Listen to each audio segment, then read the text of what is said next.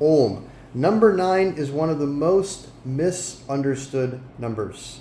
If you are born on a day or life path that adds to a 9, you're experiencing health problems, emotional problems, conflicts, deaths, and diseases, I'm going to explain to you exactly why. I'm going to share why 9 is very, very misunderstood and why it's not what you think, which is all about this completion, this humanitarian, all this. I'm going to explain exactly why. These revelations come by way of a full moon that we just had. It was a blood moon. And for whatever reason, I got massive downloads. I have over 40 pages of information that came through.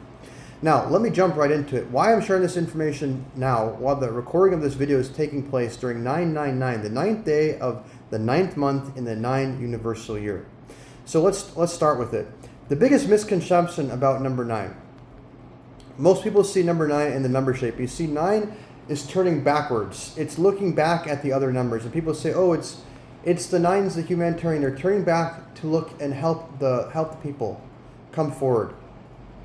Yes, 9 has the potential for this because in the tarot deck, 9's the Hermit, and the Hermit card is showing an old man holding a lantern with a 6-pointed star, which represents the open third eye, who's holding on to a straight staff that's rooted in the Kundalini. And this is actually another secret as well. 9 becomes number 1. When 9 returns back to the Kundalini to initiate a new cycle. This is why number 9 is considered to be the youngest soul. But I'm going to shout him out, GG33. The only numerologist who's talking about number 9 differently than anybody else. In this video, I'm literally going to explain what he has not explained to the public. Number 9 is the precursor to the next creation. Number 8 is the number of wholeness, completion, infinity. And I'm going to explain all this. Let me first finish with the Hermit card. So why 9 is looking back? Why 9 is looking back onto the numbers? Because 9 is a bully in the sense of it tries to bulldoze its way through life. 9 just wants to get to the end. And in order to do that, the 9 has to compartmentalize itself. If you look at the number 9, it's a circle at the top of like this. Unlike 8, which is complete, it's a closed circuit, self-sustained. Number 9 has to compartmentalize themselves. They have to shut off themselves from the emotions and from love. That's the 2 and the 6. This is why number 9 is the addict and the simp, which I'm going to explain about also in a moment. So why 9 has to turn back around is because 9 is a number of shadow work, which is further revealed by way of its inner aura, which I'll mention as well. But first, number 9, in order to get to the end really fast, which it can do, it can bulldoze its way to do that, it has to turn back around and collect all of its pieces because 9 has to cut pieces of themselves off. Turn off their empathy, turn off their emotions to complete the objective. Because for a 9, 9 is the number of the conqueror. It's the god of war. All that 9 cares about is completing an objective. They have to be very careful. This is why they say be very careful of who 9 hangs around because they get their ideals, idea with an L, which is a 1, which is 1 is the number of ideation, inspiration, cause, because the 9 will imbibe that. So if they hang around drug dealers, they'll want to be the conquer that. If they hang around thieves, if they hang around fighters, whatever it is, 9 will seek to get to the end and just do that get to the very end. But they will cut themselves off. Now, why 9 is the precursor to the next cycle? Because remember, going back to number 8. Number 8 is a number of wholeness. Number 8 is self-sustained. That's why if you look at 8's representative, Saturn, in the Vedic astrology, Saturn looks dead to the world. He looks like his skin's dry and rough. His hair is coarse and thick. He looks very emaciated, malnourished, and skinny. It's because Saturn doesn't need anything from the world. The world no longer nourishes him. And to understand that, we have to just go back to the number 6. Number 6 is the deepest into matter you can go. But at the pinnacle of 6, it creates such a harmony, such a coherence, that it allows and facilitates the awareness to pop out of the existence and to look inwards and see the illusion of reality. That's the number 7. 7 is a number of transcendence. 7 pops through such utter coherence, the awareness pops out and is now looking at existence from the outside in like it's looking into a zoo. And 7 sees the world for what it is. It sees the illusion of the world. Now, number 8 takes that information and truth and brings it back into the world and cultivates power. It's called Siddhi. 7 is Mukti, 8 is Siddhi. Now, to understand that, the mainline Indian tradition, the Vedic tradition in India, their ultimate goal is Mukti, which is liberation or release, the Buddha, Nirvana, emptiness, which is basically God's awareness. But this is depicted as these saints who control their death, and they leave their body behind, and they leave their body, and they choose a time of death. That's like the highest for them. But the Siddhas, the perfected beings of the Tamil Siddha tradition in South India, who preceded the Vedic culture. Vedic culture is a degeneration of that, and some other things as well. It's a fragment.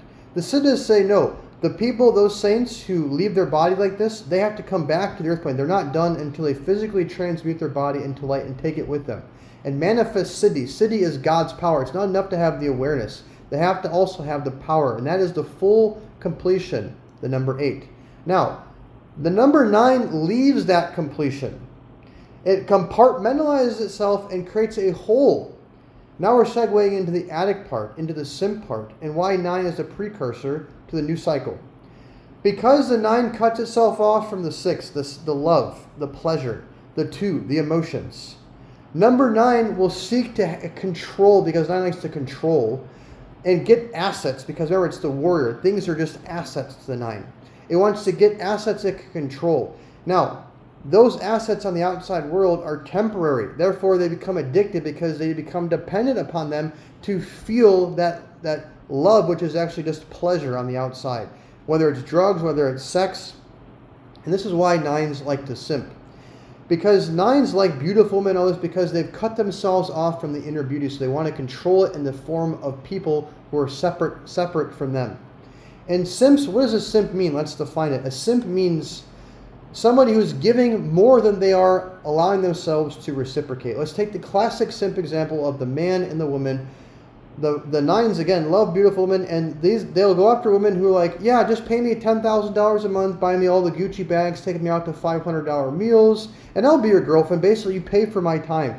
And the 9s are happy to do it when they have money. Why? Because in the 9s' eyes, it's not simping. They are buying that asset. They are buying it, and therefore, to them, that is a form of control. And because they don't have that 6 energy, that 2 energy, for them, it can be mesmerizing because it's like they don't have any connection with it on the inside. Therefore, they can become a simp or an addict, like the drug addicts, because again, they're going after the pleasure to make them feel that way. Now, why is 9 the precursor to the next creation? And this is, we're going to talk about also why 9 becomes the number 1. The 9, because it compartmentalizes itself, it moves from wholeness, completeness, Purna. Purna, that's why Krishna was the Purna, which is the complete avatar of Vishnu or God. Why Rama, the number 7 archetype, the 7th incarnation, was the perfect man. Krishna was the one who actually manifested all the Siddhi powers, all the miracle powers, while Rama was acting just like a man. And if you look at the Adbhuta Ramayana, the extension, the secret text, the extension of Ramayana, where he challenged Ravana's older brother, Rama got his butt kicked because he didn't have the power to beat him. Now, Krishna did, and Krishna was born in the 8th moon as the 8th child to his family. There's a whole bunch of 8 energy stacked and associated with Krishna's incarnation. 8 is Purna. So, in leaving the Purna, the fullness, 9 creates a hole in itself, that what it is cut off, and that hole leads to desire. This is the most important thing, why 9 is the precursor to the next cycle. Why it is considered to be the youngest, it can be considered to be the youngest soul. Because it is where desire is generated. It requires desire to create. You can't create without first having a desire. That is why 9 is required in order to initiate the next cycle. It moves from the 8th, which is completion, which is wholeness, which at the highest level is immortality. You're finished. But if you're not done and you didn't reach that, you go back through 9 again, where you have to then recultivate desire and then reinitiate a new cycle. Now, why 9 becomes the 1? Because looking back at the tarot card of the Hermit, and then we're going to look at the number 19 card, which reveals the secret as well. The tarot card of the Hermit is showing the open third eye, and again, the Hermit holding the staff, which is the Kundalini. That's like the snake. The snake is the minimal brain without the neocortex, the mammalian brain, which is used for in the world. the empathy brain for socializing and for outward-facing stuff. It's a snake. So it's cold-blooded. It means I don't care if I kill people, I don't care if I use and abuse them like resources, I will do whatever it takes. But the opening of the third eye leads to the 9 becoming the Kundalini itself, becoming the cause, because 1 is the cause. All the numbers in the sequence that come after 1 are part of the effect. 1 is the cause. And so 9 culminates in becoming the Kundalini itself, the cause, and initiates a new cycle. Now, as a side note, back to the addiction and simping, another thing that 9 will do, if they're not buying the person, they're not simping, they don't have the money, 9 is the number of critique, critical, critica. The star critica is ruled by Mars. 9s will use 2 and 6 people and cut them down. Just as the 9 is fragmented, they will try to fragment, divide, and conquer. Remember, they're conquerors, and how do conquerors, what do? They divide and conquer. They will pick out some weaknesses in the 2, and they will collapse that weakness by focusing only on that, and try to cut them down to make them dependent upon the 9. And the 6 and 2 is the easiest to bully, because 6 and 2 is the least likely to fight back. And of the numbers, they're the ones who want to help other people. They are very much a people pleaser, and they want to do whatever it takes to maintain the harmony. And 9s will know this as well. So I'm going to get to the solution in a minute. Let me first wrap up with the 19. The 19, what is that card showing? Is it showing when the 9 becomes the 1?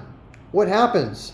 What is it depicted in the card, the 19? The sun. The sun card in tarot is the divine identity manifest in the earth plane, in body. And what is it? It's a little boy who's naked riding a white horse with the sun at its back looking at the boy, with the sunflowers behind. Instead of looking at the sun, they're all leaning in trying to touch and look at the boy. The boy, the naked boy on the white horse, is depicting innocence, purity. And what is that? How does that come about?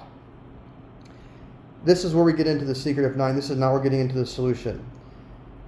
The mother can give birth to a child, but it is the father who matures a child. And the Chaldean numerology, the 0, all the single digits are written as 0, then the number. So 0, 9. And the digit sum is 9. So looking in the inner aura, which is the father sends the angle, or the angel the father sends, is the 18-9. The 18-9 is the moon card in tarot, which is moon dripping blood and all the different crawfish, the wolves. What it's showing is a fragmented psyche. This is what the 9 does to itself. This is why 9 rules Mars, rules Scorpio. Why it has to go to the bottom. Why the 9 is turned back around looking at the numbers, because it has to defragment its psyche. It has to recollect and integrate itself, culminating into the 1. Now, this is where the solution comes in. The number 9, the 18, is the solution, and the 18 is what matures the 9, and the 18 is rooted in the number 8. 8 is integrity. 1 is intention. 1 is the ego. 1 is the cause. 1 is the initiation. What 18 is asking the 9 to do is bring long-term awareness, the 8, integrity to your actions, to what you start. Think of the long term. So, do you really want to use and abuse this person? Because if you do, it's going to cause problems. Why is 9 so to do with debts and diseases? What's the debt? Because the 9, in order to get from A to B, for bullying its way there, there's actually a debt that has to be paid. That's why it's turning back around to pay off that debt. It has to reintegrate psyche. Why is the diseases? Because that's why 9, like Mars, will be associated with cuts and bruises, because the 9 will physically kill themselves, harm themselves. So like looking at Trump or Steve Jobs, who had 9 in their solar plexus. Trump will fight to the bitter end against enemies, and he will stick to his guns, and he will fight. But he's actually hurting himself. He's having stomach problems, circulation problems in his legs. He's constricted the blood flow. Steve Jobs, the cancer, constricted the energy, locking down the energy. So this is what the 9 is doing, and why the 9 is the number 18 of shadow work. 9 is shadow work, Scorpio, because the 9 compartmentalizes itself and has to recollect itself. And when it does this, it becomes the number 1 and initiates a new cycle. 9 is the precursor, because it is the beginning of desire, leaving wholeness, creating a hole in yourself, and therefore craving it and trying to find it in the external world, therefore as a desire. Now, another solution for the 9, and by the way, this is why GG33, if you haven't connected the dots, says it's the youngest soul, because it is the precursor to the next cycle. The 19 is the little boy, after it has gone through the shadow work and it becomes pure, it's the pure Kundalini manifest. When the 9 defragments and decompartmentalizes and becomes pure, it's the 19. The divine in divinity incarnated in the initiation of the very auspicious 20 cycle, which I'm not going to talk about in this video. That'll make it too long. I'll wrap up the video with one more solution. Very, very powerful one. This comes by way of also the Indian tradition using the archetypes. Hanuman. Look at Hanuman. Hanuman's life story. If you're born on a day that adds to 9, a life path adds to 9, study Hanuman's story. Hanuman was born with all this power, but he abused it. He tried to go and swallow the sun. He started bothering and harassing the rishis or the seers. And what the rishis did, and they cursed Hanuman and said, you're going to forget your powers and you will only be given your powers back when you start serving Rama. Rama is God. When God manifests in the earth plane, that would be the role that Rama, archetype Rama, was playing. And once Hanuman started serving Rama, he got all of his powers back and he became the greatest devotee. And what is Rama? What is God after all? Their higher self. Rather than the 9 serving its ego, look at the 9, has a circle at the top. It has a big head, it's very heady, it can have a lot of pride. Think of the warrior, a lot of pride, a lot of ego. When it serves its ego is where it gets itself into problems. When it serves God, the higher self, the Kundalini, this is where the 9 shines and it becomes the most exalted devotee. Devotee just means it merges itself because Hanuman and Rama became one. They become inseparable. Because the Hanuman has served the higher self to such a high degree, became the higher self, it became Rama, the number 1. What is Rama? Rama is our avatar of the sun. What's the sun? Number 1. Hanuman became 1. Just as 9 becomes 1. Serve God. Serve the higher self. Before you take actions, because you can figure it out as you go along, and that's good. You should do that because 9s are supposed to take action. But sometimes 9s can be too much of shoot first and ask questions later. No problem abusing. Have a long-term awareness of what your actions are doing. Am I using this person for my own personal gain? Do I really care? Do I have any empathy here? And do not use and abuse because you're going to create a debt. Then you have to pay that debt off and you have to do more shadow work.